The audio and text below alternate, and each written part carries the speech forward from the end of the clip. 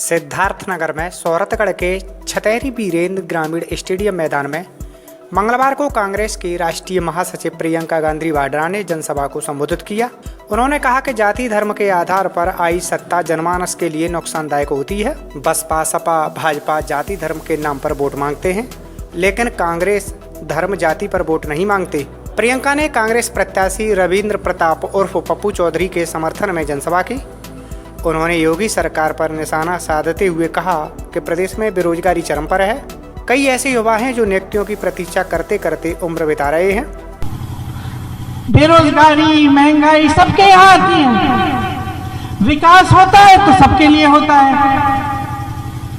तो ये राजनीतिक दल के नेता आपसे धर्म और जाति की बात क्यों करते हैं? वो आपके मंचों पर इस समय खड़े होकर पाकिस्तान, बुलडोजर, आतंकवाद, अरे रूस और यूक्रेन की बात क्यों कर रहे हैं? इससे क्या आपका पेट भर रहा है? इससे क्या आपको रोजी रोटी मिल रही है? क्या आप कमा रहे हैं? क्या आपकी तरक्की हो रही है? अरे नहीं भैया, नहीं हो रही है। आंख खोल लीजिए अपनी आंखें। तरक्की सिर्फ इन लोगों की हो रही है और ये समाजवादी दल और बसपा समझौते किए हुए हैं। ये मत समझिए, ये गलतफहमी में मत रहिए आप कि अगर इनकी सरकार बन भी गई तो ये सामना कर पाएंगे, इनकी नहीं कर पाएंगे, क्योंकि किया ही नहीं है 5 सालों से। एक जांच हो जाएगी, एक एजेंसी लग जाएगी, चुप हो जाएंगे, दुबक जाएंगे फिर से अपने कमरों में।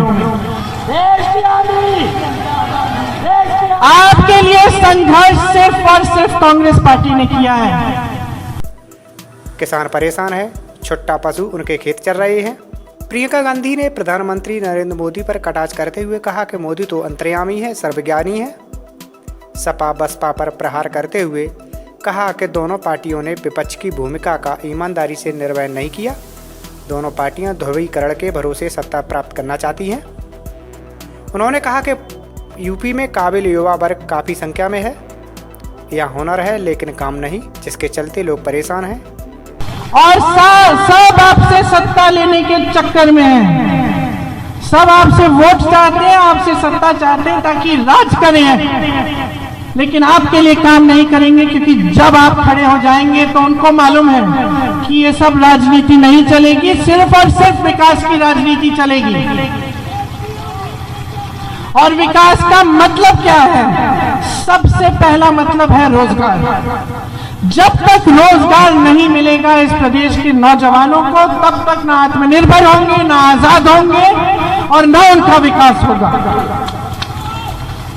कांग्रेस प्रत्याशी पप्पू चौधरी ने कहा कि किसानों के आंदोलन में किसानों का साथ प्रियंका गांधी ने ही दिया था। ये जो सिलसिला चल रहा है कि नौजवान परीक्षा देता है, मेहनत करता है, फीस भरता है और 4-5 साल गवा देता है अपने जीवन का नियुक्ति के इंतजार में, क्योंकि लोग भ्रष्ट हैं, क्योंकि घोटाले कर रहे हैं, ये सब बंद करेंगे।